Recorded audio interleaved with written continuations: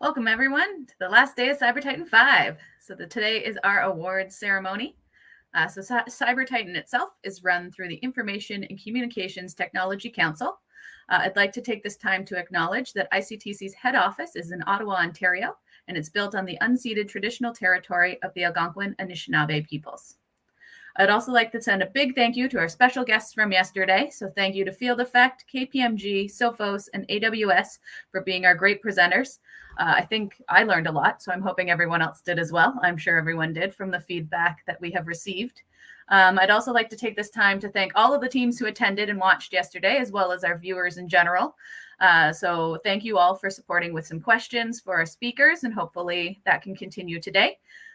Today, we're going to have a few guest speakers for you. So we have a couple. But before those, I would like to introduce ICTC's President and CEO, Namira Nani, to say a few words on behalf of ICTC. Namir? You are muted.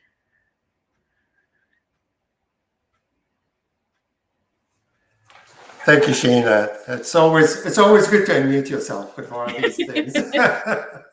And good afternoon, everyone, or good morning, depending on where you are in the country. It's certainly a pleasure to welcome you again for the final awards presentation of a journey that started back in October with approximately 130 teams competing for this finals that culminated into 11 teams. Of which I hear it's been very fierce competition, very dynamic and challenging. Of the 7 top teams, almost close, it's anybody's game. So I look forward to presenting the top 3 winners after the guest speaker presentations today. But, before we start with any of these discussions and the presentations, I would like to thank all the sponsors, the coaches, the mentors, the competitors, specifically in an environment that still remains in that COVID space where there has been very little in-person contact, mostly in a virtual environment. But, in a field that is very much in demand and growing across the world. I mean, estimates at the moment in Canada with several thousand jobs, where the demand outweighs the supply, but around the world the last estimates is over 3.8 million jobs that are being created in this space. And it's no surprise that this is happening because, as I mentioned in my earlier opening remarks, that this is an environment of very much hyperconnectivity, where we're seeing, the birth of so much technology and capabilities, from artificial intelligence to Internet of Things, and the use of these technologies in smart cities, connected vehicles, where just the connected vehicles they have either connected to them to each other or connected with infrastructures. So there's a lot of sensory devices with the health sector, with wearable devices, governments, the use of all these technologies, and many others. Specifically also that we are in a data economy, and all estimates from the World Economic Forum that we're creating approximately over 450 exabytes of data per day. Can you imagine? I mean, they say that the whole spoken word since the creation of humanity was about 5 exabytes, and we're creating a multitude of that, hundreds of this per day. So it gives you a feel that the demand for this environment is going to continue to increase for the next number of years. And it's a well-paying careers in the cybersecurity space, but it's also one that is exciting, challenging, and provides you the critical thinking capabilities, but it also keeps you on your toes and thinking in terms of what are the prospects and how to tackle to create the cyber resiliency of the future. So I hope this journey that you've been on, giving you all the prospects of what a job in this space looks like, and helps you in deciding in that career, and whether you jump from school right into certification and go to IT support, become an IT support specialist, or go into college and acquire a diploma and get into this space, or acquire a degree from a university and become much more in cybersecurity engineering or cybersecurity specialist.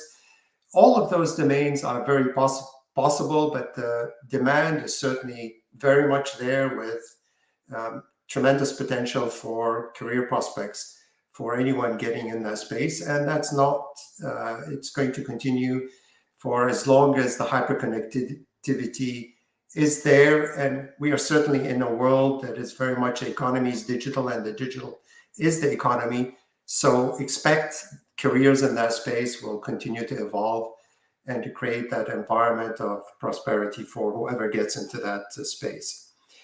So let me thank the teams that, the top 10 teams, as much as the 130 teams that have been involved in that. Let me thank the top 10 teams that competed in the last day and a half. So the first team is Junior Warriors from McAdam Middle School, McAdam, New Brunswick. Six-Side Tech from Earl Haig Secondary School, North York, Ontario. Art Academy from William Lyon Mackenzie Collegiate Institute, North York, Ontario. And available for legal reasons from William Lyon Mackenzie Collegiate Institute, North York, Ontario. Falcon Tech Postmortem from Centre Wellington District High School, Fergus, Ontario. Morpheus from Centre Wellington District High School, Fergus, Ontario. PTEC Sweats from Pembina Trails Early College, Winnipeg, Manitoba. Syntax Error from Sisla High School, Winnipeg, Manitoba. Olympians Apollo from Old Scona, Academic Edmonton, Alberta. And Olympians Athena from Old Scona, Academic Edmonton, Alberta. And the last is Olympian Poseidon from Old Scona, also academic from Edmonton, Alberta. I would like to, ask that, given that you have participated in this journey, and I hope that's been as exciting for you as it has been for us, and as much as I'd like to thank all you as competitors, I would urge you, if possible, to share that journey with others, pay it forward. Because we want to excite as many people to enter this field, and through your networks, through your colleagues, through your mentors, your coaches, find ways of sharing your story, sharing your journey of how you got here, and what are your aspirations for the next number of years, because that will get others to be excited about this field and the potential of capabilities and the growth in that environment. So I wish you all the best of luck. I certainly look forward to hearing who are the 3 top teams that I'll be announcing later after the guest speakers, and look forward to celebrating that with you.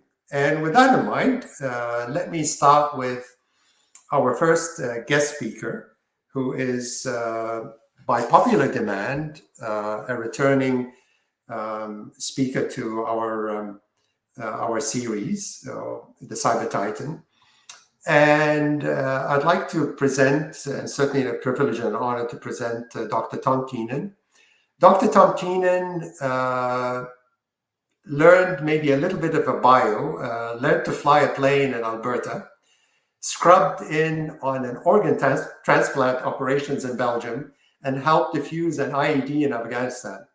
He combines a deep technical knowledge with lively insights into the social and cultural aspects of technology. Tom was educated at Columbia University, earning degrees in philosophy, mathematics, engineering, and education. He's a popular professor in the School of Architecture, Planning and Landscape, and the Computer Science at the University of Calgary, and a fellow of the Canadian Information Processing Society and the Canadian Global Affairs Institute. Tom taught Canada's first computer crime course way back in 1974 and was involved in drafting our first computer crime legislation. In 2013, he was a recipient of the NSERC Award for Science Promotion, and he has testified as an expert witness in several court cases before the House of Commons Standing Committee on Access to Information, Privacy, and Ethics. In addition to appearing frequently in the media, he is the author of over 500 academic papers, book chapters, presentations, and articles, and he has spoken on 5 continents. His latest book, Techno Creep, dissects how technology is becoming creepy in hidden ways that are difficult for most people to understand, but that change our lives in fundamental ways. With that, it gives me a great pleasure to invite Dr. Tom Keenan to present. And by the way, Tom is the chair of the Information Communications of Technology Council. So we're very delighted to have you, Tom, and look forward to your presentation. Thank you, Namira. It's a real honor to be here, and congratulations to everybody who's involved in this. I was, when I was your age, a long time ago, a computer rat. I used to be a guy who would hang around computer centers with card decks and hope that I could sneak them in to the bin and get the operator to run my program. And I can tell you, computers have gotten a lot more powerful and a lot more interesting since then. So I'm going to talk to you today about the future of work. And I just want to make sure that my PowerPoint is up. So in the chat line, Kayla, who is my helper, will you tell me if my PowerPoint is on? It looks like it is. I see it here. So okay, so I will start my PowerPoint. We're doing a little coordination here, and then we'll be going.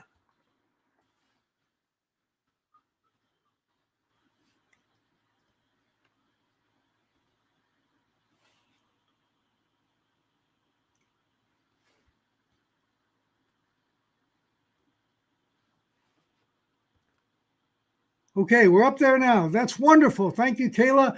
Kayla and Sheena have my back here, which is wonderful. I call this talk, Mothers Don't Let Your Babies Grow Up to Be, you probably know the next word is supposed to be cowboys, but I think these professions are more relevant. Truckers, radiologists, lawyers. I don't suspect too many of you are thinking of becoming truckers, but radiologist is a good job. Lawyer can be a great job. I'm going to tell you why maybe that's not such a great idea. First, I'm going to tell you how I got here, though. Whoopsie. I'm going to tell you how I got here. And that you never really know how things are going to change your life. So I came to Alberta in 1972. I was a tour guide. I'll let you figure out which of those horrible looking characters showing off our bike trip injuries is me. Hint, I had a long red beard. And they didn't even know where Calgary was when I took the assignment to be a tour guide to lead a bike trip of kids from New York City. But I fell in love with the place. I was already in love with computers, and it all kind of converged because I got a job at the University of Calgary as a computer systems programmer. And because I was the new kid on the block, they decided to give me a problem that they were struggling with. It was called the case of the missionary on Massacre.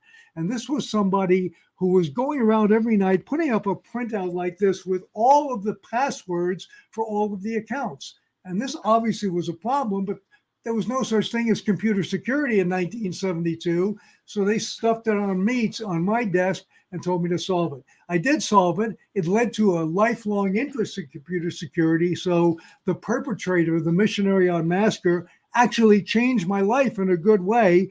And as Namir said, I taught the first computer control and security course. He said computer crime, but we didn't really talk about crime. We talked about how to secure your computer. It took one day, October 14th, 1977. It cost $95. It was in Edmonton at the University of Alberta. And the number of people who can dispute the claim that this was the first course in computer security in Canada gets smaller every year because of actuarial facts. People die off. So anyway, I think that there are a lot of jobs that you don't want to have. And I talked about drivers. Clearly, Uber has already said, we love our drivers, but we'd like to get rid of them. Okay, we would be much happier if there were self-driving cars taking you around. All kinds of problems would be solved. We at the University of Calgary have a geophysics program. It's a really good one. We've had to actually stop taking enrollments. Not for good reasons, not because there's so many people, but because there's so few. People aren't going into that career. And one of the factors is so much of it can be done by artificial intelligence now. There will still be some role for geophysicists in all of these professions like radiologists, and I'll get into a little bit more detail. But I'm also a journalist. I write for the Post Media newspapers, and go on CBC and so on. And journalists are imperiled. Microsoft's MSN is cutting dozens of production employees and replacing them with artificial intelligence. And the dirty little secret in journalism is a lot of stories are now written by bots. So many weather forecasts and sports stories are assembled from data, and like an account of a baseball game might very well be something, even in the New York Times, that comes out from a bot. And we'll talk about lawyers because that's a high status profession. And if you're a partner in a law firm, you're probably fine because you're cut in on the action and your main job is to scare up new business. But if you're one of the drudges, one of the lower level lawyers, then you're in a lot of trouble. So I want to tell you a story. I have a friend, Bill Daggett. His dad was a machinist. He was in his late 50s. And sure enough, he lost his job because they said, look, you're a good machinist, Fred, but we got this robot and it's 10 times more precise than you are. So he had to find a job. And he said, look, I'll go to McDonald's. I don't need the money. I just want something to do. And then lightning struck twice. He picked the one McDonald's on the planet where they were testing an automated hamburger cooking system. So at the gas pump, you were offered, would you like a Big Mac? And if you said yes, it charged your credit card. You got a code number. You went to the end of the bay of gas pumps and you got your McDonald's, your Big Mac, perfectly cooked, untouched by human hands, no teenage nasal secretions in it or anything. It was absolutely perfect. But people weren't ready for the idea back then. So he actually lost his job for a second time to automation. However, I can show you now that they have indeed invented the bot that allows, and this is a little tricky video here. There's a bot, not a bot, a Lego robot that actually makes pretty good McDonald's. And I know one of the characteristics that CyberTitan participants have is you all played with Lego. You probably all like hamburgers. And what the heck, you like to tinker with things. So this fellow, and the video's up on YouTube, this fellow went out there and managed to create a largely Lego-based, oh no, that looks like something my dog did just now. But anyway, he managed to create a hamburger making machine out of Lego and an iPad. There's an iPad for the controller of it. So it's pretty disgusting, but if you go watch the video, despite everything, Mike still did win round one. I put the link in there, and basically what they do is they have a human versus bot challenge going on here. And we seem to have gone into YouTube land, which is not what I wanted to do. But I will tell you, while I get back to my presentation, I will tell you that it's a tie. Okay, so it wound up being pretty well equal timing to make hamburgers. And you would have to, I guess, taste the burger to judge. Okay, so resuming to, I'm going to give you some big ideas today. And one of them is that robots plus machine vision plus AI is really going to be the future workforce. And if you want to know why that's true, well, just go and have a look at the Consumer Electronics Show where there were tons of robots. I covered it remotely this year. It's held in Las Vegas. And this is the executive chairman of Hyundai who comes out with a dog robot. And the point he's trying to make is that your car is very soon going to be a computer with wheels. It's going to have all kinds of robotic capability. It will protect you and detect, it already detects collisions, but it will do lots of smart things. So that was definitely true. Now, from here, excuse my clumsiness here. The second idea has to do with the gig economy. So we all think of the gig economy as Uber and DoorDash and Airbnb, and it works. And actually, it's very technology enabled. You've probably all ordered lots of meals, or DoorDash or Ubers, and you can even track the drivers, and that tends to keep the drivers honest and allows you to know where your meal is and when it's going to get to you. Something really weird going on, but good gig work is moving up the food chain. Okay, so the pandemic resulted in a lot of people working from home. And guess what? A lot of people liked working from home. They liked the variety of the experience. And I talked to one lawyer and I said, hey, can you envision working from home? And he said, heck, I can envision working from a beach in the Caribbean. I said, how's that going to happen? He said, well, I'm a very senior lawyer. So what I would do is I would make it so that they only call me when they have a really thorny case. And where I'm very useful is in going from one field to another. So maybe there was a judgment in a traffic accident case that actually works well in a law case, in a oil and gas law case or something like that. So basically what the man was saying is that he would like to work from the beach in the future. That's what he'd like to do. I'm stuck on something here, so we're going to go through these manually. So I did some research for this talk today, and there's a company in the US called LegalZoom, and they handled 10% of all limited liability companies in the US in 2020. So that's work that used to be done by human beings. It's now being done by an automated system that asks you questions and comes out. Likewise in radiology, I remember I cover medicine a lot, and I remember when they first accepted digital images in the American Journal of Radiology. It was a big news story. Well, this is a good analysis from the Harvard Business Review that says AI will change radiology, it won't replace it. And the conclusion they come to is that the only radiologists whose jobs may be threatened are those who don't work with AI.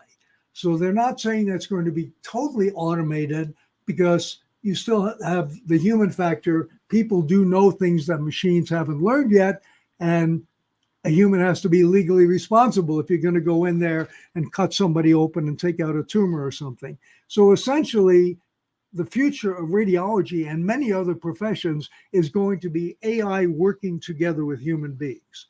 Now, there's a great competition that was started probably before most of you were born. In 1989, the Berlin Wall came down, and it was a big time of change and freedom. And some people created a competition called the Falling Walls Competition.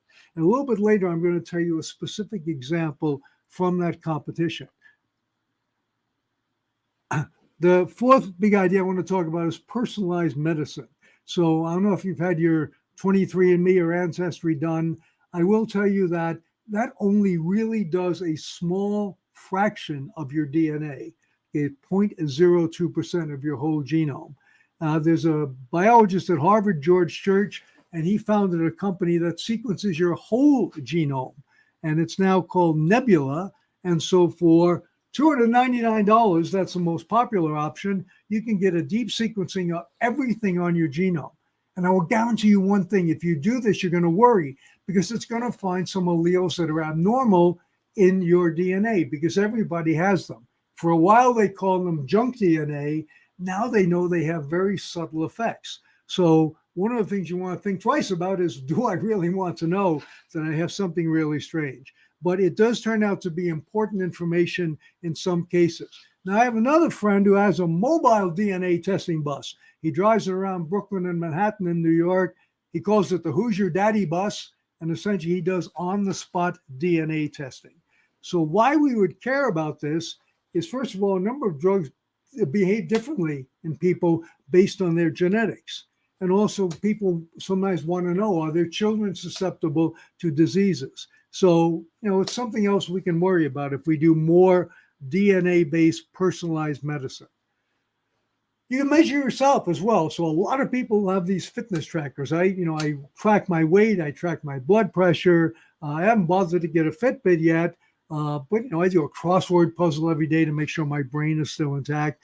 One of the reasons I haven't got a Fitbit is because I saw this story with probably the best headline ever: your fuel band knows when you're having sex. So it is true that when you go out there and you have a fitness monitor on you, it can record certain things. And to prove to you that this is not just a made-up story or fluky, there actually is a deconstruction here of how your Fitbit knows you're having sex. It starts out with something like, well, it's 2 a.m, and if you're a typical male, you burned 150 calories and you took 0 steps. So I kind of know what you're doing. And then there's factors about heart rate and so on that go in there. And I won't go into any more depth on that, but you should just know in certain circumstances, you might want to take off your fitness monitor. So a lot of people, when they hear about things like this, say that's creepy. And I do have this book, Techno Creep, that's all about that. But you can't hide from technology. The real world is going to get creepier. So, for example, the people who make Oreo cookies and Chips Ahoy cookies are experimenting with smart shelves. So these are shelves that have the ability to sense that you're walking by, figure out if you're male or female, estimate your body mass index, and maybe they'll print out a coupon or send a coupon to your smartphone because you look like a good customer for Chips Ahoy cookies. So the real world, even supermarkets, is going to get creepier. This is a particularly interesting one and proves that sometimes technologies sit around and nobody knows how to use them. Somebody at MIT invented audio spotlight, which is like a laser for sound waves. You point it at somebody across the room and they can hear you and nobody else can. So a supermarket in Australia put this thing up over their bananas. And if you stood on the yellow spot there, you heard, "You can hear me, but no one else can. I'm the voice of your conscience." Do you see those bananas there? They're fair trade bananas. Now, they cost a little more, but you know what the right thing is. And the sales of those bananas went up 152%. Several people went running out of the supermarket because they were schizophrenic and they were hearing voices from the ceiling. So there's no regulation on these things. Anybody can do anything that they want. And speaking of anything that they want, the creepiest place in America certainly are the Disney theme parks, where they have these wristbands now, the My Magic wristband, that tracks everywhere you go, every ride you go on, every restaurant you go into, bathrooms, which stall did you use? All that data is available to Disney. And in case you've never been under Disney, Disney World, at least in Orlando, is in fact a building, and the roof is where people walk, but underneath there's this maze of tunnels, really, that are called utilidors. And one of the cool things about Disney is how they manipulate you. So that thing in the lower right there is called the Smellitzer, and it's a cross between smell and howitzer. It's a thing that shoots out scents. So when you go on Pirates of the Caribbean the next time, take a deep breath and you will smell the sea. Or go in the haunted house, it will smell musty. The reason is that they pipe out those smells. And they even pipe them out on Main Street, USA. They pipe out the odor of cookies baking so that you will be tempted to go in and buy some cookies.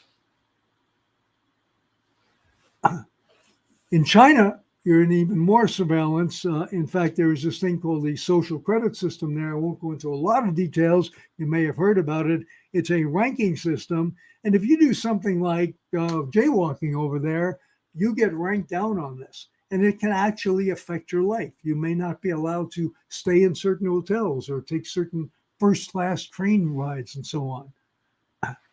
Big idea number 7 is thought reading. So fMRI, functional magnetic resonance imagery machines, we know they can monitor your brain activity. We know that the military uses them for terrorist interrogation. So for example, your brain, without your being able to control it, does certain things when you see a place you've been before. So what they'll do is they'll take a terrorist and they'll show them, Osama bin Laden's cave or something like that. And the brain will signal whether or not they've seen that before. So it's considered borderline torture, borderline creepy, but it's also used on volunteers. So when they were doing the Big Bang Theory, they used to hook people up like this and monitor what they thought, what their brain thought was funny, and did they get the jokes and so on. So how good is this technology? Can we really read your mind? I'm not 100% up to date on it, but I know somebody who is. His name is Jack Gallant. He's from California. And back in 2011, he was showing people movies and reconstructing what they see. So that's a little bit hazy. He calls it pico-pulse imaging, if you want to look it up. I'm sure it's gotten a lot better now. But for example, I saw one example where he showed somebody a steam locomotive and their brain reconstructed it as a subway train. Now, if you think this is all just theoretical, Google is in on this, and Twitter. They are actually patenting devices to track you. So for example, Google has a patent on pay per gaze advertising. So now, ads are sold by things like how many times you click on them or who clicks on them and so on. What if they could just track your eyes? Oh, you looked at that ad. Well, that earns a little bit of revenue. but it also is very creepy, which is kind of the theme of my Techno Creep book. Biometrics are coming up everywhere, and this is also creepy. Apple's working on features to use the camera in your iPhone to detect your mood. Are you depressed? Are you suffering cognitive decline? And that may have benefits. Nothing is without its benefits, so you might detect someone who's suicidal this way, but most people tend to think that's a rather unusual thing to do. But, back on the theme of jobs of the future, and I'll get to some specific ones in a little bit, you can think about the fact that, hey, a job might be to learn something about psychology and learn something about technology and combine them to work on projects like this. And I just hope that if you do, you will be ethical in how you do it. Speaking of ethical, there's a thing called US Visit, and it tracks non-Americans traveling into the country. And it's an example of biometrics. You have to hold your fingers down on this and so on. And I have a little personal anecdote. My wife is Australian, and when she goes into the US, she has to do this. And once she had a Band-Aid on the finger that they wanted. I think it was the index finger. So she said, "Can I give you another finger?" And the woman said, "Yes, as long as you give us the same finger when you leave the country." So you can guess which finger my Australian wife held up to the customs lady. But it was all in good fun. It actually backfired. And here's a little technology insight. What they do is they have a 10 sample moving average of your fingers. So because she put the middle finger down, it got distorted, or distorted the average so much so that for the next 9 times when she went through customs, she was sent into secondary to be checked again because there was something wrong. So sometimes you don't want to mess with things like the Customs and Border Patrol folks. Big idea number 9 is genetic tinkering. So there is a big move, and you probably can tell I have a love of medicine. That's why I write about medicine a lot. And here's an article about engineering your own immune system to tackle cancer. And they're seeing great potential in how you might actually fight cancer with very customized, very personal genetic modification. And in fact, there was a paper in 2016 at the AAAS meeting. And if you ever get a chance to go, I'll recommend 2 conferences to you. The AAAS, American Association for the Advancement of Sciences, is just a field day. I was once walking down the hall to try to hear the people who had discovered the God particle from CERN, the missing particle that they had discovered. And I heard Danielle Charpentier speaking, and she's the woman who invented CRISPR-Cas9 gene editing. So I was torn between these two. And of course, the other conference you should take in sometime is DEF CON. It very much is. It's in Las Vegas. It's every August, which is a heck of a hot time in Las Vegas. And about 40,000 people who are probably smart like you will fill 5 different hotels. And I'll just give you one little anecdote. I was about to get into an elevator once, and there were 3 guys sitting around a laptop. They were kind of in the way. And normally you would go, "Oh, this is rude. Why are you sitting on the floor in front of your laptop?" But I understood because, hey, they had, it was very crowded. There was nowhere else to sit. But then I looked down at the laptop and I saw what they were doing. And I realized pretty quickly that they had just taken control of the elevator I was about to get into. So that turned out to be a good observation. There are risks, medical and ethical risks to all of these techniques. So you already know about the business of people preferring a male child, let's say, so they abort female fetuses. Well, now a genetic profiling technique is being used to select which in vitro fertilized embryo should be implanted. And it's an interesting ethical question because on one level, you want to, let's say there's 7 embryos available. You want to pick the one that's going to be the healthiest and have the best life. But on another level, that could be remarked. That could be, you could leave a really good embryo sitting in the freezer there. And how do you know? So I want to leave some time for questions at the end. But my big idea number 10 is going to tell you about 3 new jobs. Okay, so one of them is the simplifier. You may have heard of Occam's razor. It's an ancient principle. When faced with 2 possible explanations, the simpler of the 2 is the one most likely to be true. Now, it's not an absolute rule, but given complexity and simplicity, scientists usually look for the simplest. This is from a series of PhD comics. So Occam's professor is just the opposite. Faced with two possible ways of doing something, the more complicated one is the one that your professor will most likely ask you to do. And I do supervise graduate students, and there is some truth to this. So if you make it to the PhD level someday, keep that in mind. So how could this actually be applied? We're going back to falling walls. I judged this competition in 2018. The winner was Dr. Joseph Gang Wang, and he's a medical doctor. He had an idea to solve a problem. It turns out doctors want to look at the contents of your small intestine for some reason, sometime. Now, there's a couple of ways to do that. 3 ways, actually. One is you could cut the person open and take a sample.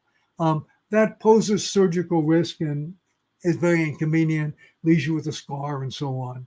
Or you could build an electronic device with all the sensors to detect everything that you want, maybe cost $1,000, have the person swallow it and poop it out, and just hope that it doesn't get flushed down the toilet. Well, what Dr. Wang did is he invented a mechanical device that takes advantage of the change in pH. So as the thing goes through your stomach and so on, it doesn't trigger until it gets into the small intestine, which has a distinctive pH range. And then it opens up and sucks in some of it. And yes, you do poop this thing out and you hope to catch it, but it costs about $10. So if you miss on the first try, you can get it the next time. So he was our winner from Calgary. And I like the fact that he took a complex problem and simplified it in a really good way. So his idea is so brilliant because it costs $10. It solves a problem. It will help an ever-increasing number of people in an innovative way, and good things will come to you. New job number 2, algorithm explainer. This one is close to my heart. There are all these calls, and you hear them, about Twitter and Facebook. Your algorithms are opaque. We're being ruled by your algorithms. Why don't you go out there and help sort this thing out and give us transparency? Now, I happen to know that in some cases, nobody knows how the algorithm works. And there was a case, there's a thing in court, certainly in Canadian courts, called publication ban. So judges will sometimes say, let's say it's a young offender, a 16-year-old is accused of a crime. They put up a sign in the courtroom. Reporters are allowed in, but they're not allowed to publish details like the name of the accused. Well, there was a case in Ontario where a guy committed a crime, the judge ordered a publication ban, and then there were newspaper stories about the guy. And the newspaper reporters said, well, we didn't really break the publication ban. We don't know how this word got out, who his name really was. We didn't publish his name, but people seem to know it. And the answer is, this guy was a notorious bad 16-year-old, and when it was beat up old lady as the crime, they would put in beat up old lady, let's say Guelph, Ontario, and this kid's name. And so many people did that the Google algorithm started to associate this person with that crime. So when you put in beat up old lady, Guelph, Ontario, bingo, the guy's name would come up, searches about him. So technically it was Google's algorithm that broke the publication ban. And the Google spokesman said, we don't know how it works. I mean, we know it uses neural networks and, associates certain terms and so on, but there's no human being who can explain to you every aspect of our algorithm. Well, there has to be a human being because lawyers are going to come along demanding transparency, demanding that. And it leads to an interesting point that to do that job, you're going to need both technical and communication skills. You're going to have to be able to understand the technology, back propagation neural networks and things like that. And you're going to have to be able to communicate it to somebody so they can understand you. And as for another new job, how about people maker? So that's me. I gave a speech at a RSA conference in Singapore in 2018, and my co-presenter was named Sophia. And Sophia is a lovely young lady, carries on a great conversation. You may notice her head looks a little strange because she is a robot, and they took her skull off so we can look on the inside of it. But the point is that there may be a day when people are being created. companions for the elderly and all kinds of, helper type robots. So we all think of robots, as being big clunky things. Sophia is anything but clunky. She's actually a very attractive and very personable young woman. So to bring this all together, there's going to be a job for you. And thank God, because somebody's got to pay the pensions of us older guys, right? But you have to be the right person. And there's an interesting professor named Susan David at Harvard. And we often talk about what you see on the left-hand side here, which is that we are taught that the hard skills, the number of languages you can code in, the differential equation complexity you can solve, whatever you want to think about, are the hard skills are the most important thing. And those soft skills, the communication skills, the writing skills, and so on, are very optional. And my life is kind of living proof that you need both. Okay, that I've done a lot of stuff that's very technical. I de-anonymized tour traffic in Germany and did some stuff in Afghanistan. So yes, I'm very technical, but on the other hand, I also try to be able to communicate. So what actually matters, according to Susan David, is emotional regulation, empathy, values-aligned responding, and authenticity. So I try to be pretty authentic with you here today and tell you, the benefit of my decades of experience, but I also understand that new things are going to strike. You're going to confront challenges that I never confronted in my time. I will just give a little bit of a plug for ICTC's remarkably good research department, and they put out a report available on the website called The Future of Work, and it's well worth reading. I took some of these ideas from it, so thank you very much. And I'll leave you with a little actual ad. Okay, so this was run in the newspaper, free to good home. Beautiful, 6-month-old male kitten, orange and caramel tabby, very affectionate, or handsome 32-year-old husband, funny, personable, good job, doesn't like cats, says he goes or the cat goes. Call Jennifer, come and see both and decide which you'd like to take. Why do I put this up? Because I want you to keep this in mind. We're always making decisions. So from the computer security point of view, I know how to hack your Nest thermostat. Okay, I've been taught that at DEF CON, and I have to have physical access to it, but I could, if I got into your house, I could make your Nest thermostat so that I could take control of it remotely and freeze you in the winter unless you paid me a ransom. I'm not going to do that. I have been present for the demonstration of the Cadillac Escalade, the Escalade being hijacked remotely, and somebody took it over through its entertainment system and all of a sudden was driving the car as it was going down the freeway. So every time we do anything with technology, every decision you make, you have to give some serious consideration to it. There's one thing I don't give a lot of serious consideration to. I do love snowboarding, and the hill is still open for another week, so that's where you're going to find me this weekend. That's not me in the picture. However, I invite you to stay in touch. My email address is there. You can find my book on Amazon. You can find it on Audible with me reading it to you. I'm sure you can steal it, but please don't. And I'll tell you one more thing about the book. The book cost $22.95 in US dollars when it was published in 2014. And the publisher said to me, I hear there's this thing called Bitcoin. I said, yeah, why don't you take Bitcoin? So Bitcoin was worth $320 a Bitcoin back then. It's now like $32,000. So instead of paying $22.95 for my book, there are people who paid $22,000 for this book. So I hope it's worth it. Okay, on that happy note, I'm open for questions. I'm going to stop sharing. And if somebody can moderate the questions, that would be great. Yes, for sure. So thanks so much for that, Tom. I also say I did purchase your book recently, so I'm super excited. Thank you. My publisher loves you. Not in Bitcoin, I hope. No, not in Bitcoin. All right. So first question we have, is there any way to have the advantage of using technology while maintaining privacy, or do we forfeit all privacy once we want to benefit of AI? The benefits. Oh, wonderful question. There's a whole chapter in Techno-Creep called Anti-Creep, and it starts out with be info stingy.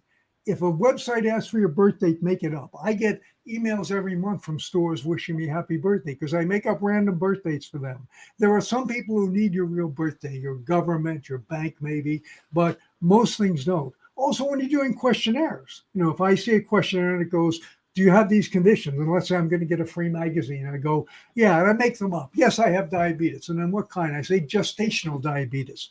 If you're into medicine, you know that means I'm currently pregnant. So immediately that data gets thrown out. So I used to travel with a police officer, Constable Kathy McDonald, and we would speak to junior high school kids. And they would say things like, well, but it says I have to put in my name. And Kathy would say, well, put in IP freely or Seymour Butts or something like that. Is it okay to lie to the internet, Constable? Yes, it is okay to lie to the internet. And in that same context, we learn things from those kids. One kid said, hey, did you know that there are surveillance cameras in the eyes of the mannequin at the Bay? We said, oh, I don't think that's true. Yeah, that's how they busted my sister for shoplifting. Awesome. Also, how do we safely and wisely embrace AI for the generation who didn't grow up with it? Yeah, there's a big report on that. And essentially, it's going to take a lot of people who understand it explaining it to other people. Because we are already seeing horrible examples like facial recognition programs that work differently on people of color and so on. So it's going to be a never-ending battle. But I think the simplest way to explain it is to show people something like, how AI can learn to play a game like chess or checkers or something like that. And typically, most AI now is done by training. So it's not done by programming. It's done by neural networks. And I really do think that a great project would be to educate the mass public in artificial intelligence by coming up with some examples like that. We have this for programming. There are little coding robots and things like that that you can work around, but nobody's, to my knowledge, really tackled AI. So that would be a good project for somebody in this group. Awesome. And how do we differentiate between good use of AI versus malicious application? Yeah, there are principles in medical ethics like equity. So is it fair to everybody? So right away, the predictive policing stuff that targets certain communities through AI isn't fair to the people who live in those communities. There's beneficence or benevolence. Okay, so is it actually going to be good? Now, of course, the dispute there is good for whom, right? Because we all know, and there's a book called The Age of Surveillance Capitalism by Shoshana Zuboff, and she documents in it all the ways in which our personal information is taken and packaged and marketed about us. So Twitter for a while, as I think I mentioned in one of the slides, was keeping track of how long you lingered over an image to see, if they can monetize that for value. And there are all kinds of examples where information about us is being taken away. So I think when we talk about beneficence, it has to be to me, and ultimately, we should have control of our own data. The best way you can get control of your own data now is to tell some white lies, to tell some fibs, so that you're not really all that trackable. Cover your tracks, cover your digital scent. Awesome. And what advice do you have for career paths for these students who will be wanting to go into the new jobs that you mentioned earlier, like post-secondary or certificates, etc.? Sorry. So I'll take it from the opposite end. There's a guy on the web who talks about the 10 degrees that you shouldn't have, like drama studies. I mean, unless you're going to be Leonardo DiCaprio, that's going to be a really dead-end job. However, I will take the flip side. It would not be a bad idea to take an acting course. I have taken acting courses, and they have paid off handsomely for me. I was in the movie Superman 3, for example, and it's only my legs showing because I was a special business extra, but I got to hang around the film industry. Take philosophy courses. Why? Because philosophy teaches you to express yourself precisely. My first degree was in philosophy, and I still love it. I still think it's probably the kind of stuff. So balance your technical stuff. Trust me, what they do in Japan is university is kind of a joke. People go there and party and they learn some stuff, and then the workplace trains them. And increasingly, that's the way it's going to be, because if you go to university and you study SAP, which is a big enterprise system, by the time you get a job, there may be something else, cloud-based enterprise system. So you don't want to learn the specifics. You want to learn the high-level stuff. And again, those things that we call soft skills are really not soft skills. Those are actually the important skills. So that's probably my best general advice. And don't get too specialized either. Be open to interesting assignments. Awesome. And then is opting out of technology an option if you're worried about privacy by AI. No, not if they're watching in the supermarket. In fact, we had a case, the Cadillac Fairview malls in Calgary. There were cameras, undisclosed cameras, little pinholes that were tracking people in the shopping mall. You can look this up under Cadillac Fairview, who owns all these shopping malls, because when you went into the store, it was in the directory kiosk. So you would think that you were looking to see where's Canadian Tire, where's the Bay, but it was also looking at you and analyzing your demographics. So maybe someday we'll have laws against that. That's certainly a possibility. But when you're in a public place, I mean, if you're walking down the street in front of my house and I take your picture, well, I've got your picture. And one thing I will say, I don't want to go into all the details, just having your face can give a lot of information. People say they can determine your political preferences, your sexual orientation, all kinds of things. I'm not sure about those. I am pretty sure that you can determine if somebody is happy or sad from their face. Because we all do that all the time. It's true. Awesome. So thank you very much, Tom. I think that is all of our questions. So thank you for your time again. As always, enthralling to watch. Congratulations, everybody. And I look forward to hearing the winners.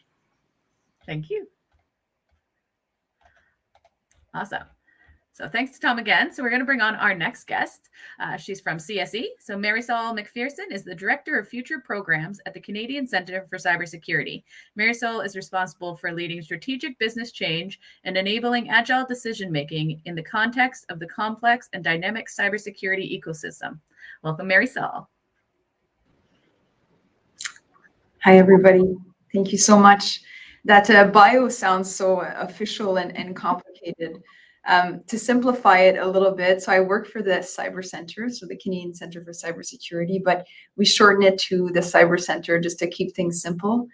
And as a Director of Future Programs, if I were to simplify sort of that role, essentially me and my team established the vision and strategy for the Cyber Centre, specifically in terms of how we can operationalize its very national mandate in protecting and defending critical infrastructure.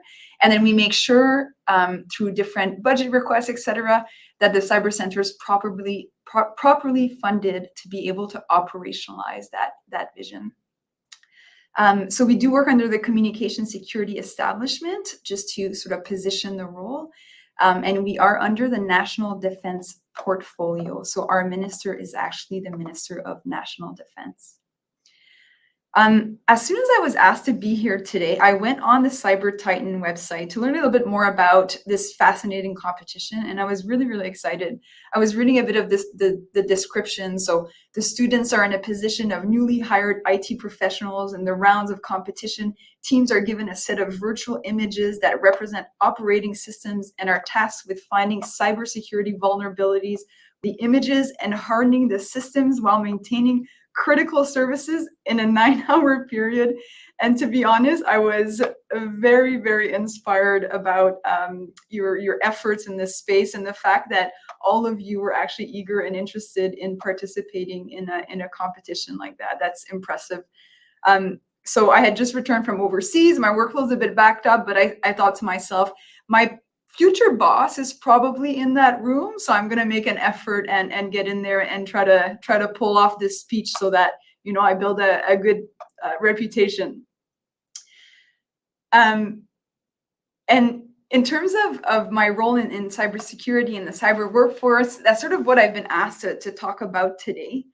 What's interesting is that I'm a very non-technical member of the cyber workforce. So even when I was reading the description of what you're all doing today, I thought to myself, what can I contribute to this space, and how can I share things that would be meaningful and valuable for the audience? And I reflected it a little bit, and I thought, you know what, I'm going to share some things that I wish somebody had told me when I was their age. And I'll weave in a little bit of how I personally learned those experiences or learned those lessons myself.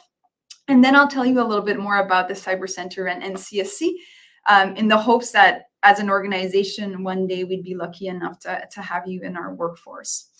So I'm going to focus on 3 themes, and I hashtag them, but then I realized, is hashtag still cool or hip? Is the word cool still cool?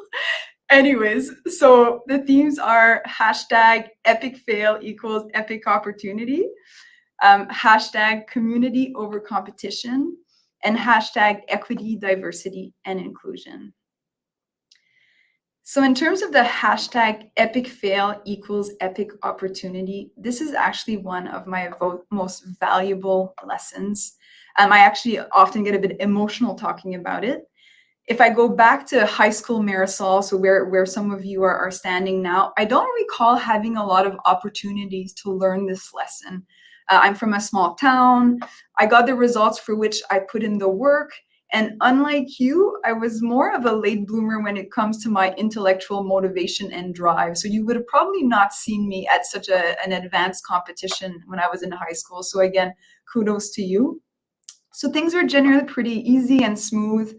Same in university. When I wanted something bad enough, I worked for it.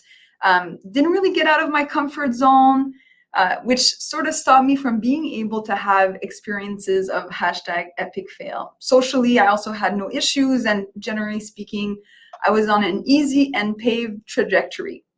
So this probably sounds great, but in hindsight, I unfortunately didn't build a lot of the resilience to push myself. I didn't get to learn how to fail. I never had the opportunity to subsequently reap the benefits and the learning benefits from that failure. And fast forward 7 years into my career, I was now intellectually and professionally motivated. I was pushing myself. I moved up in the organization quick, and at a relatively young age, I was appointed to a management role where I had to lead people for the first time. Well, let me tell you, hashtag epic fail, that did not go well. I was overworked. The environment wasn't ideal at the time. I had a lot of pride/ego, and importantly, I didn't have the tools to succeed in that role, and I burnt out. I remember being younger and hearing about burnout and thinking like, what does that mean? Well, essentially it means that your body and your mind are no longer to operate properly or in a healthy way. So this is probably starting to sound a little bit heavy, but bear with me, I'm getting to the good part. I didn't realize at the time, and especially when I really, hit ground bottom, where that was actually one of the best and greatest experiences and accomplishments of my career. Although it was a bit extreme, I had finally gotten out of that comfort zone. I had finally put myself in a situation where the learning opportunities were endless. And after a pause, I worked really hard at identifying those learning opportunities.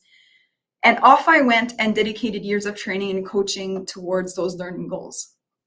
I became a better person and a better professional along the way. So when I look back now, I guess I wish that throughout my career, I had done this on a smaller scale and more often. And I think that means that I would have had to push myself a lot more out of that comfort zone over the years. So I guess the key message here for all of you to keep in mind is keep pushing yourselves, keep getting out of your comfort zones, and always understand that failure and rejections at time is often just redirection, and it offers a lot of growth and learning opportunities. Of course, I do recognize that you're all well on your way on this front, considering you're all here. Again, I would have never had the courage to participate in something like this at your age. So hats off. In terms of the next theme, so the whole community over competition, that one is actually a very interesting one as well. And from a STEM community perspective, I find that it is one of the most relevant. When I was entering the workforce, jobs and the workforce was a bit different then. Jobs were sparse. The baby boomers were still comfortably seated in their seats. And believe it or not, people actually occupied jobs for a very long time, sometimes their entire career, which is quite unheard of these days. This actually makes me sound a little bit like a dinosaur, but for the record, I'm a millennial, so I hope that makes me part of the team. In that environment, I remember feeling like I had to compete, and I built all these competitive behaviors like the hoarding knowledge, working independently, being argumentative, over being curious. It worked for a little while. I was promoted often, but eventually it definitely caught up to me. and obviously contributed to my hashtag epic fail story from before. So you will all one day, sooner than it probably seems, enter the workforce under a very different circumstance.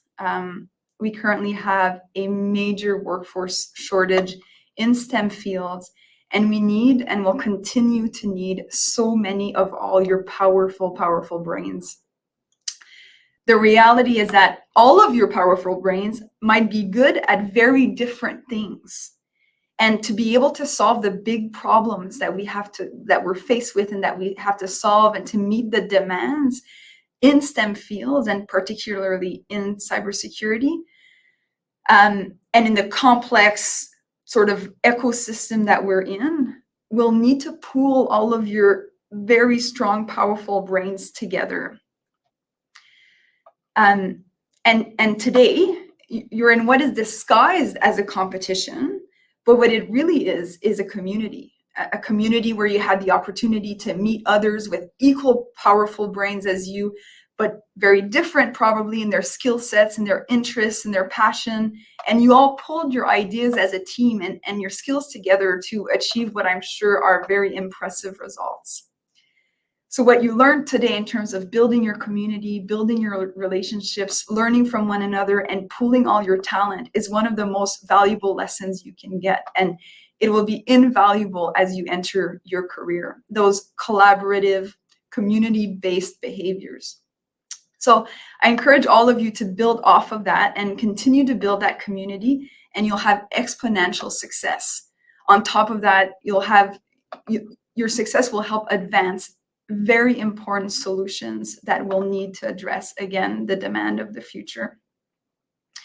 The fact that you're here, obviously, again, sort of signals that you are well ahead of the game. And I can't wait for you to bring these approaches and competencies to the workforce one day.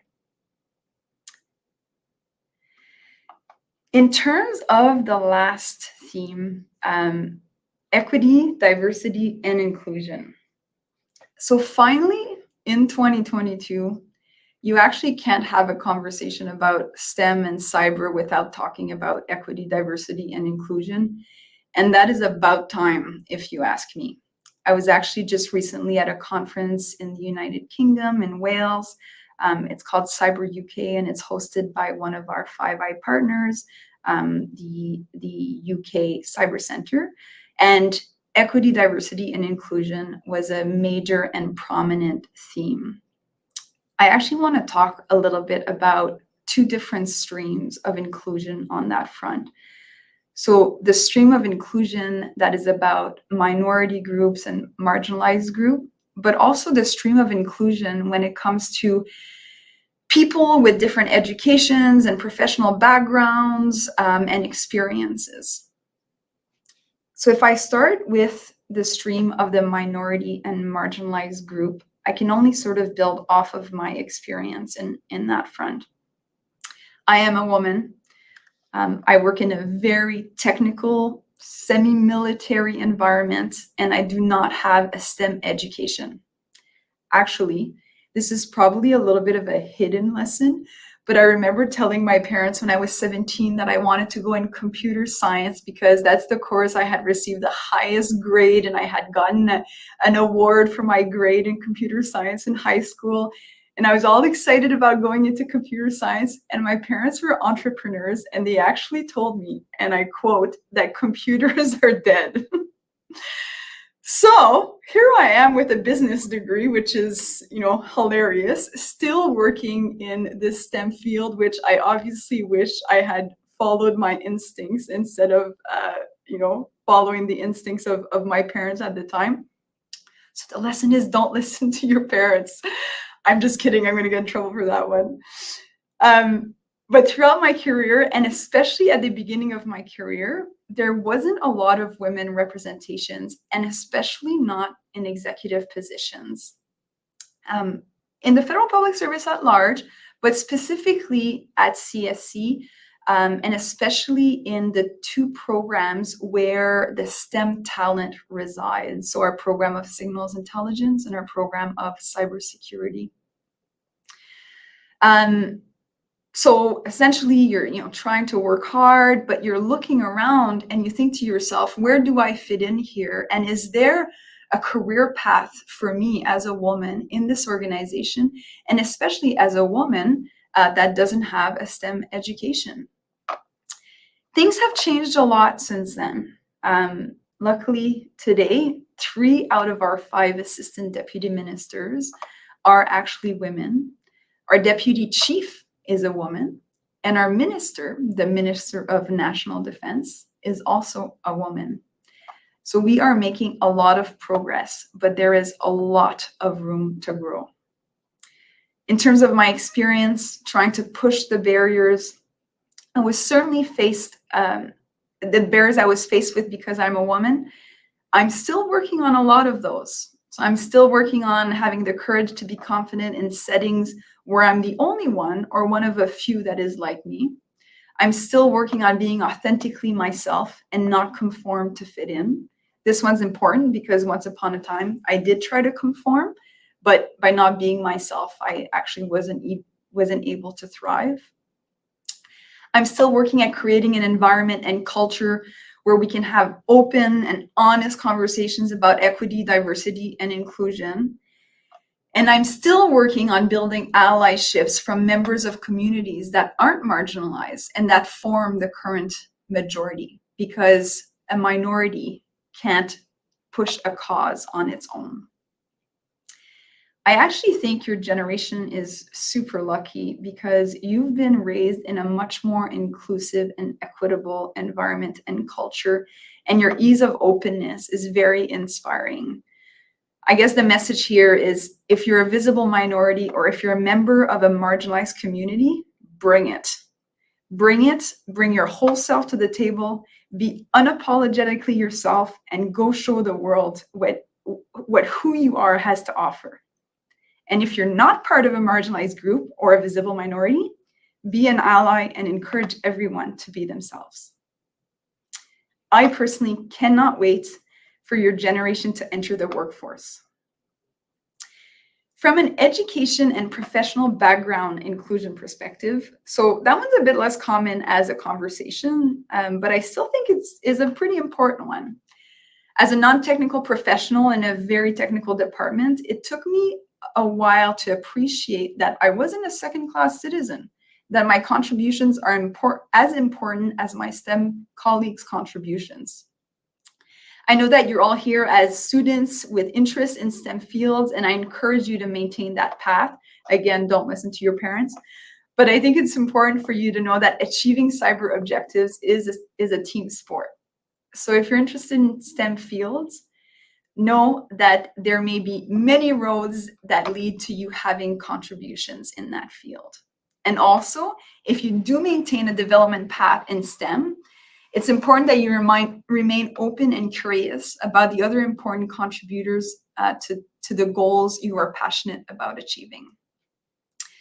I work directly in the Cyber Center, and me and my team that comprise of mostly non-technical professionals are surrounded by STEM geniuses. And I can say that we're so lucky to have that everyone is so supportive of each other's roles and contributions in this organization. So now that I've shared a lot about my own professional experience and sort of the more soft lessons to success, so the epic fail equals epic opportunity, hashtag community over competition, and hashtag equity, diversity, and inclusion, I want to tell you a bit about CSC and the Cyber Center because we're pretty cool, if that word is still cool. So again, CSC is Canada's national cryptographic agency, and it's part of Canada's security and intelligence community. So we essentially have 2 key programs. We have the Signals Intelligence Program, and we have the Cyber Center, which is also a program. I told you a little bit about the Cyber Center earlier, but in terms of the Signals Intelligence Program, in case anyone's interested in that one, it's a program that gathers information by intercepting signals So essentially communications between people by airwaves and electronic signals, and decrypting and coding signals. And we play an integral part in helping to protect Canada and Canadians against foreign-based terrorism, foreign espionage, threat to democratic processes, kidnappings of Canadians abroad, attacks on our embassies, and other very serious cyber threats. So in the Canadian government context, and especially from a STEM perspective, the communication security establishment is actually a really, really, really good place to work, where we try to achieve these national outcomes. We have a national mandate trying to protect Canada and Canadians, all while respecting privacy of Canadians. Is a very, very interesting balance, and it's a really interesting balance of those STEM fields with the sort of public administration and national defense feel. So just a couple of, fun facts. So we do run a 24/7 operation where we collect vital foreign signals intelligence. So we have 24/7 ops. For the record, we do not spy on Canadians or Canadians in Canada or Canadians abroad. We are made up of a diverse workforce, women, men of all different ethnicities, religions, and educational backgrounds and ages. We are a diverse workforce with different expertise. I'm kind of pulling into my concept of the whole inclusion space. So to give you an idea, from a technical perspective, we have jobs in computer science and engineering and programming. We need a lot of mathematicians, cryptographers, and so much more. From a non-technical perspective, we have a lot of human resources professionals, finance professionals, communications professionals, administrative and policy professionals, a lot of linguists, lots of auditors, business analysts, and much, much more. One of the most interesting fun facts is that collectively our employees speak over 60 languages, which is very interesting. We are also and have been named Canada's top employer for young people from 2017 to 2020. And we were selected as a top employer in the National Capital Region 7 times since 2003, including in 2022. So I guess if I were to describe cool, well, this would be a statistic that sort of supports that statement. So even in surveys, et cetera, our whole workforce has sort of agreed that that we fall under Canada's top employers, which is great. So I know that you're not there yet, but when you eventually register for post-secondary education, we want you to know that we do offer a very highly competitive and enriching co-op programs where students can work alongside our professionals and our experience and our world-class services in all the fields mentioned above to be able to gain some unique knowledge and experience. So again, because you all have big brains, we certainly look forward to your application, and I personally look forward to working for any of you in the future. To wrap things up, I really hope that the discussion was meaningful for everyone today. On my end, I'm honored again to have had the opportunity to speak with you. And as I mentioned at the beginning of this chat, I very much look forward to your application to this department and eventually working with you. From what I understand, I think the next step were for folks to announce the winner. And so I'm really excited about watching in on that. And I appreciate you spending time with me today. Awesome. Well, thank you so much for that. That was fantastic. I just want to say that I've had multiple messages from colleagues and students just saying how much that resonated. Your experiences very much resonate with a bunch of us. I said that. So I've had one coworker say your points have been highly engaging, meaningful, and authentic. And thank you for being so forthcoming and sharing your experiences and encouragement. So thank you for that. We do have a couple questions. I guess coming from, well, I should also say, I also thought maybe you were a millennial because we share the side part. So Oh, that's so true. You said it, and I was like, oh yeah, there it is. But I know these students generally, whenever we have someone from CSE, I know you touched on it a little bit, but how do they become employed with you? Or you mentioned the co-op program. Is there any way they should be checking?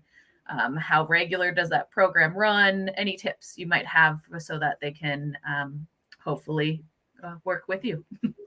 So we do only hire post-secondary co-op students. The process runs by semester. The one thing that's a bit different in terms of our program is you do have to apply early on. I actually don't have the exact timelines, but I'm pretty sure you have to apply like 6 to 8 months before the semester you're looking to participate in a co-op in the department. That's because of our security clearance. I can assure you that the security clearance, although a little bit annoying, is very much worth it. And coming into this organization and being able to work in these environments is extremely valuable and meaningful, especially as you're still a student. And we do have a lot of bridging opportunities, and the bridging process is when somebody does a couple co-op terms and then essentially apply for an indeterminate position within the department. And compared to applying from an external sort of net new perspective, we make it a lot easier to provide that indeterminate status. So that's called bridging. We do offer that. The intake of students is one of our highest recruitment intake. We find that students and new fresh recruits always have such innovative ideas. And that's why we target this community extensively. Awesome. So maybe I can follow up with you after and see if there's a link or anything for the students to keep an eye out for when they do decide what is next and they're in post-secondary, and then they can start going through that process. Are the roles all STEM and technical roles, or there are other types co-ops as well? There's other types. So when you apply and you'll eventually see the link, you do select either the STEM track or the non-technical track. And then depending on the track that you select, you get interviewed by the different professionals that are relevant for that track. And then we place you. And honestly, it's not to say that a STEM student can't apply for the non-technical, or the non-technical sometimes, because it is entry, can apply for technical streams. And it gives you sort of that breadth of experience and awareness and visibility in terms of what's out there. So that's what's so cool about the co-op program is it's 4 months. You can actually also do it part-time while in school, but it can give you so much awareness of what the department's like and all the different teams and areas. Awesome. And then what kind of security clearances do you need to pass?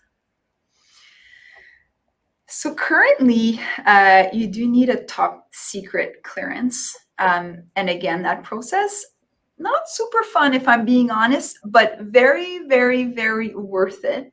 That being said, when we established the Canadian Centre for Cybersecurity, which was only officially in 2018, we did expand also in parallel our mandate to be able to offer services to critical infrastructure. So essentially, the private sector and academia.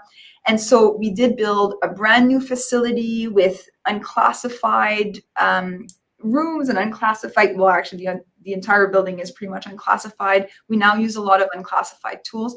So I would say that by the time that you put forward an application, it's very likely that that strict top secret clearance will be required.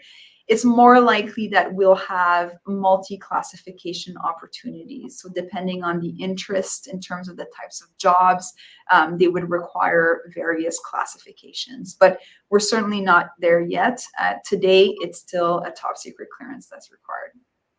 Awesome. And then I guess there's a question going back for your personal experiences. So how do I prepare myself for a workforce where there's a good chance my boss may not view the world in the same way I do? Like I said, bring it. If your boss doesn't see the world the same way that you do, Hopefully that boss is able to approach your views with a lot of curiosity, trying to learn where you're coming from. And alternatively, you also perhaps have an opportunity to also approach that boss with curiosity to try and learn where they're coming from. And then by doing that, it's a mutually beneficial relationship where you can find compromise, you can find common goals, and you can sort of overcome that and learn along the way. But bring your different perspectives and bring your different ideas. Innovation is dependent on it. Awesome. Thank you so much. So I think I'm just checking all the different places that I have questions, and I think we have covered them all. So I want to thank you again for your career path, as well as the talk about the Cyber Center.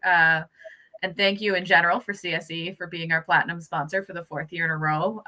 So couldn't do without you. So thank you. Thank you so much for that. Awesome. Thank you so much.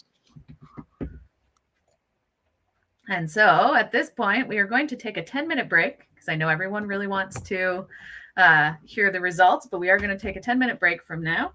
Just checking when that is. So we will be back at 2:30 p.m. Eastern. So 9-ish minutes from now.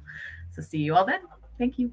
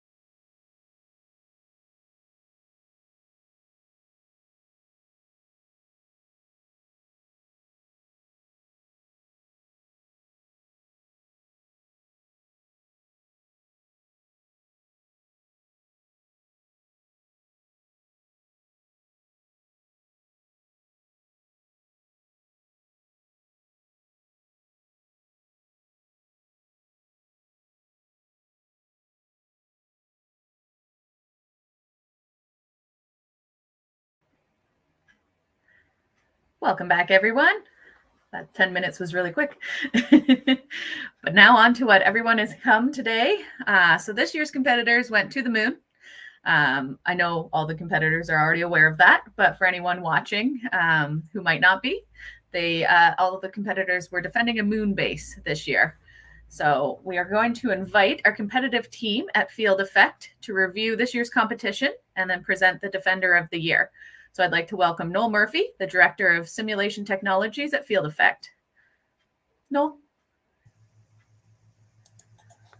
Hey, Sheena. Hello. Thanks. All right. So first things first, I want to just congratulate all the different teams that were here participating this year. This was the first time. I know Field Effect got to be the host platform last year with our CyberRange product, but this was the first year that we got to be the host platform and the content developer. So that was a big change for us. We've done lots of scenarios for cybersecurity professionals, the Department of National Defense, I think I mentioned earlier before, but, this is the first time we got to do high school level. And, there was one of the things that we were unsure of was, are we making this too hard? Are we making this too easy? What is the level of a high school, computer science type person who's going through to be, practicing this as a after school event kind of thing. This didn't exist when I was in high school. Truth be told, the internet didn't really exist, when I was in high school. So, we were really unsure how to do. And I'm super happy with how all the teams performed this year. Just going to mention one small thing here, just because I was telling the tail end question there. And I think this question was asked of Earl yesterday. Co-op programs. Field Effect does take co-op students. So, if you're interested in a co-op program next year, if you're graduating high school this year, we don't take high school students, but we do take even first year university co-op program students. And I should say any intern summer student. You don't have to be part of an official co-op program with your university or college. Just apply and, reference that you participated in CyberTitan, and, we'll see what happens next summer. All the best. So, I wanted to talk about, and I just want to make sure everybody can see me here because I'm getting nothing but a black screen. So hopefully that is acceptable here. Okay. I just wanted to talk about the meaning of the Defender of the Year. So what we've noticed here, Colin and Henry and I, we discussed this, and what was really taking place yesterday or on Monday when we were doing the tournament is you were defending the different computers. And there was even a comment in the Discord chat that said, a turned off computer is the most secure computer. Well, that's kind of true, but I'm also going to say that also a turned off computer isn't really a computer. It's more of a doorstop. And, so that's not really necessarily true in the way that I would think about things. What you're really trying to defend is the services that are running on that computer or running on that server. You're trying to defend the accessibility to those services. You want to be able to access your bank account. You want to be able to access your home thermostat system, so on and so forth. If you're able to, in trying to defend that service, you accidentally turn it off, make it inaccessible, you've essentially done exactly what a ransomware attacker would do. They would harden up the system. They would make it so that it's, a denial of service attack, and they would make it so that they would then say, hey, pay us the ransomware and we'll turn it back on. But so that isn't really defending it by hardening it and making it to the point where it is inaccessible. So in the context that you had yesterday, you had Earth ground control to the moon space station, and you had systems such as airlocks, temperature control, different remote sensors and stuff like that you were taking place of. Those were all remote computers. And by losing access to those, that could have meant huge hours to restore. Like yesterday, Monday, we had the advantage of the CyberRange platform, which could easily do resets. You could put a request into Colin or Henry, and they could reset, go through the back end, and they could restore your firewall settings and give you access again. But in a real world, those extra people don't necessarily exist when you're dealing with remote systems. So that could have been huge hours to restore those services, possibly huge dollars to restore them.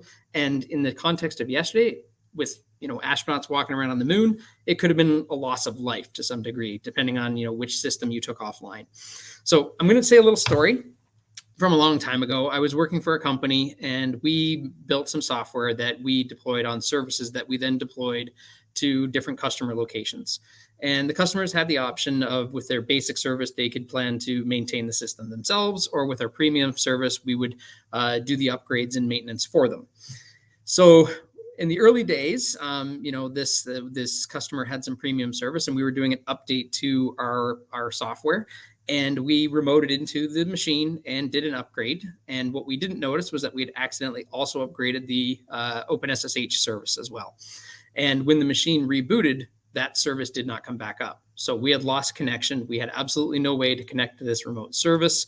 The customer is paying for this premium service. They're expecting us to be able to do our job. And what that turned into is we had to coordinate with their on-site physical security, so their security guards. We had to talk to their service manager, their managed service provider. They had outsourced all of their IT staff. We had to talk to their executive staff just to be able to get it. And then we had to drive across town so that we could walk into their building, get through all these different security checks, down into their server room, so that we could do literally 10 minutes of work to be able to turn on that computer and restore that service so that we could then leave again. Huge, huge inconvenience for everybody. The whole time this is happening, our software is down. Thank God it wasn't anything super duper critical, but our software was down and inaccessible. Now, fast forward to, that was just a drive across town. If that had been a deployment across the country, in a different country, or the moon, that is potentially impossible. So with that, I just want to put that bug in everybody's ear, and I'm going to pass this along to Colin and Henry, who will talk about how they chose the Defender of the Year team. Yeah, and I do want to preface this by saying I'm still continuously surprised by how well all the team's doing for a high school grade, and the cybersecurity stuff. This is amazing. But I do have to clown on you guys a little bit harder. I do have some fun examples of things that are going on. We have one team who set their Linux interface down, locking them out of the machine. We have one team that could not be able to get any of the universal firewalls to go through. Well, they upgraded universal firewalls, blocked every single Moon service, and wasn't able to get their points at the very last second. We have a team that set their firewall to block all outgoing connections that don't match a rule, and then pushed it to their domain attached workstation. So that kind of slightly bricked it. We had someone delete their database so they wouldn't be an SQL injection. We do check that the database is actually there, so you didn't actually get the points for that. Tons of people removing admin and administrator accounts. Despite we put down in the rule, do not change the password on the admin and administrator. That's fine. That's just a small change. Once a lot of teams figured out the Linux flags, they tanked all their Linux servers, which means my error log absolutely exploded for certain teams because none of the services were running when they were supposed to be.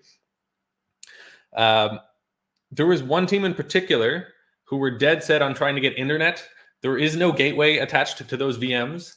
I know there was a default gateway in the IP setup, but there was no machine there. And then later tried to forge a picture of said internet access once I asked for proof.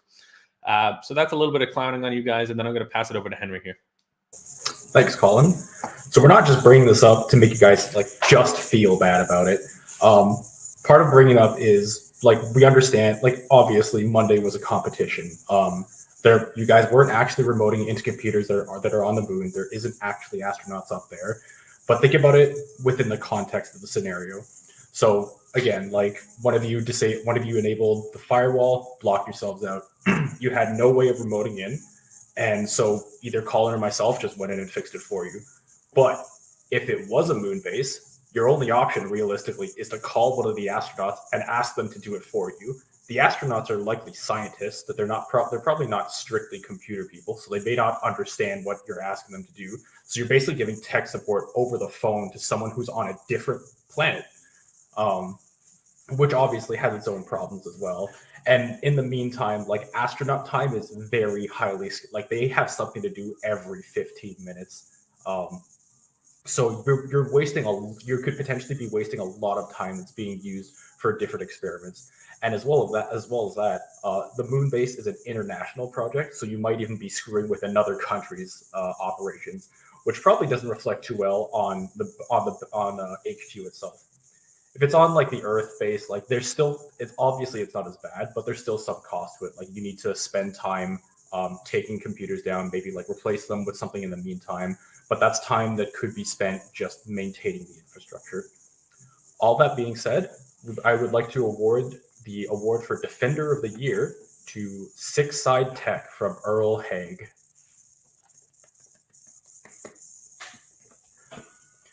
Six Side notably did not make any reset requests to us. I think I had to reset like one firewall rule for them, but that was related to scoring and not actually to any of the accessibility or usability of the network as a whole. So congratulations, guys. Would like to ask the captain and the rest of the team to join us on the stream now.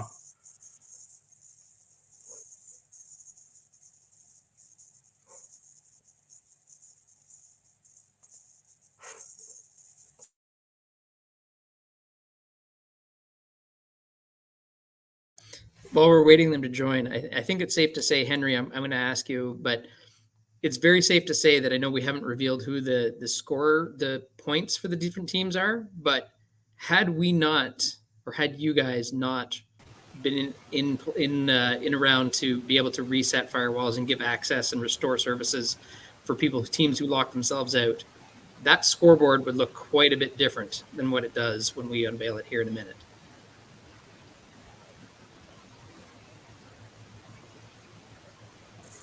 Go ahead, guys.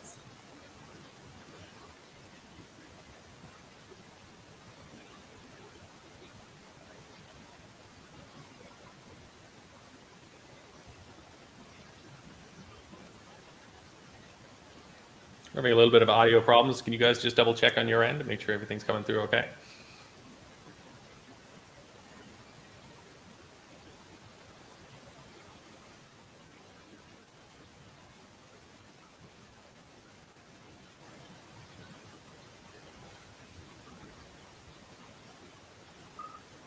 Yeah, so unfortunately, Nathan, I don't think we can hear you.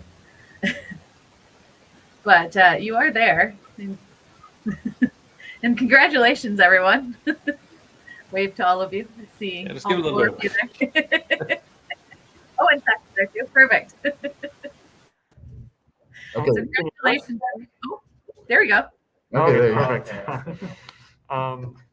Yeah, thank you for presenting us with the Cyber Defender Award. Over the past few years, I mean, our team's been hard at work doing Cyber Patriot and obviously coming over to the final round for CyberTitan, Top 10 Canada. We've really been invested in the field of cybersecurity and really trying to hone our skills through our experiences through these competitions. And to be able to place to be able to be placed in a distinctive manner on this competition is really we're really grateful for that, and we'd like to thank ICTC for this opportunity as well. It is even more important because we are an art school, actually dance school.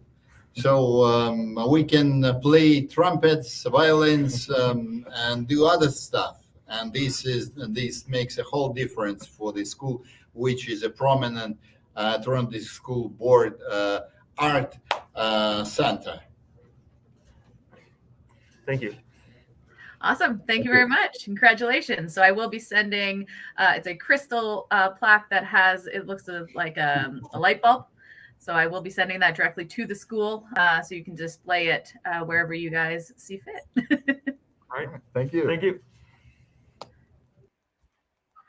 Awesome. And thank you very much, Field Effect, for everything you've done and for picking the Defender of the Year. So I'd just like to say thanks again for everything. Yeah, no, thanks for having us, and hope to be back next year. For sure. Thanks, everyone. Good luck to the winners. Awesome. So on that note, I'm going to first go over what the prizes will be. So at this point, we'll move on to prizes. So third place team. So each member of our third place team will receive a $250 Amazon gift card. This prize is in thanks to our team sponsor for Sophos. So thank you very much, Sophos, for being our third place sponsor. For second place, each member will receive a $500 Amazon gift card. And thank you for that. So first place, each member will receive a $1,000 Amazon gift card. And this prize is thanks to the team at KPMG. I'd like to also announce that above that gift card, our winning first place team will also receive an exclusive mentorship session with a member of the KPMG cybersecurity team, where they'll hear about what it's like to work in the world of cyber consulting, what it's like to get there and ask any questions. Ideally, we're hoping to coordinate this in person potentially, depending on the team and their location. KPMG has 35 offices across Canada, so we will work with the coach and the team after that to see if that's possible. If not, it will be remote. So either way, it will happen. But if it's in person, you will also get a tour of the office. And with all of that, I'm going to bring Namir back on to help to announce our top 3 teams. Hello, Namir. Wonderful. Wonderful. I hope you can hear me. So to announce, this is the moment that everybody's been waiting for. So to announce our winning top 3 teams. Before that, obviously, I would like to thank all the 130 teams that participated in this event and for the passion that you brought into it. And remember that ultimately, as Marisol mentioned earlier in her speech, that sometimes in life, rejection means redirection. So bring your best in life and your thoughts and ideas, and I'm sure you'll be successful in your careers in the future. So with that in mind, I was promised drum rolls, but obviously that's not happening. So we'll do that next time around as we meet in person.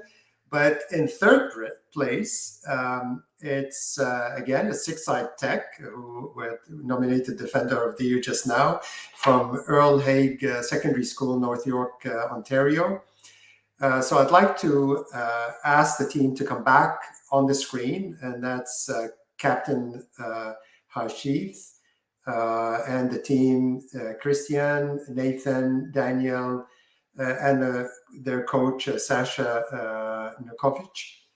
So congratulations, team, for achieving third place on that. And it's wonderful to see you again. And it's so wonderful to hear that it's an art school that is in this space. So this is exciting time. So love to hear from you. Yeah. Thank you, Mr. Nani. It's our pleasure to receive an award once again from CyberTitan. I mean, to follow up with the good news of winning Cyber Defender, we're also equally honored to receive third place. And I think it really goes to show the effort that we've put into this competition, and would like to gladly, we're very glad for such a high placement in CyberTitan. Wonderful. Congratulations. Excellent. Wonderful. So for the second place, exciting times as we try to reach the moon. It's Art Academy, and it's from William Lyon Mackenzie Collegiate Institute, North York, Ontario.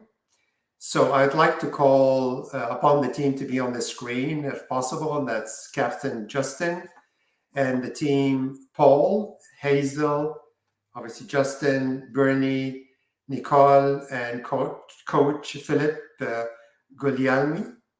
I hope I'm pronouncing the name right. So congratulations to the team, and hopefully we'll see you on the screen so we can congratulate you in person.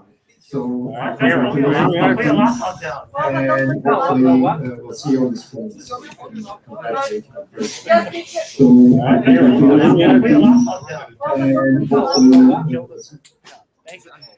congratulations, team. So wonderful to see you there. Okay. Yeah. So yeah, we're all really happy right now. As they were talking about earlier, a huge shout out to Field Effect for putting up with us, specifically Colin and Henry, and all the rest of the content team and ICTC and CyberTitan, as well as the sponsors.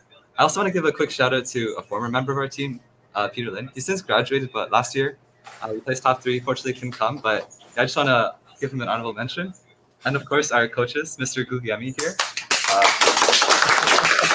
He's been really organized, and as well as the previous coach who's holding CyberTitan at this school, Ms. Kristeva, without whom we wouldn't be even inspired to do this. And of course, the cybersecurity club at our school has really been pivotal in inspiring all of us to compete. And so yeah.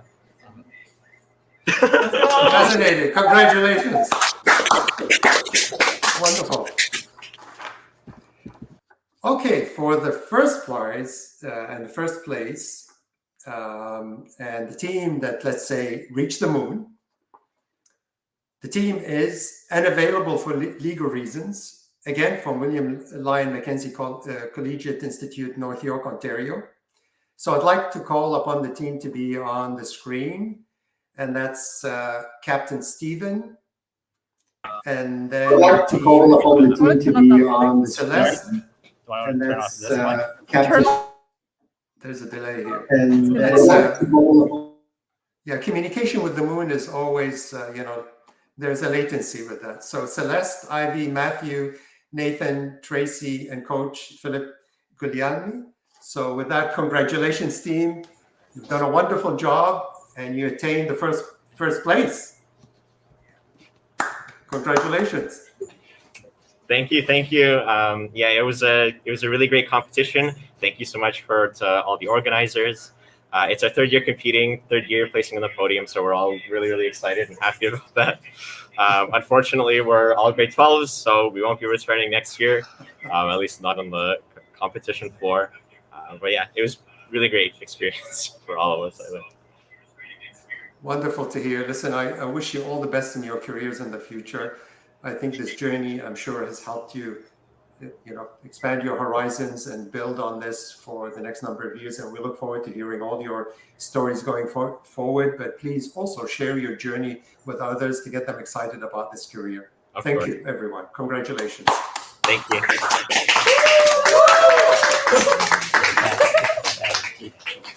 Excellent. Sheena, I'll pass it on to you. Now, also just mention, so Unavailable for Legal Reasons also went to the Cyber Patriot Finals this year, and they placed 5th overall. So they have done, they've worked really hard, and they've done really well this year. So just to wrap everything up, we are at that point. So I just want to thank again everyone for attending, be it students, be it people watching us right now, parents, coaches, mentors, staff at ICTC, all of our sponsors, CSE, Sophos, KPMG, everyone, Field Effect. Thank you all for coming. Registration is open for next year. Just going to put that out there. Hopefully we see you all again in some capacity, be it on the competition floor or being mentors for other teams. And thank you, especially Sheena, for working tirelessly to make that happen, and for being very passionate about the program, and to all the ICTC staff, as well as all the competitors, sponsors, and everyone, and also the parents, I'm sure, that helped in making this happen. So thank you, everyone. And I wish you a very successful career in the future. Thank you.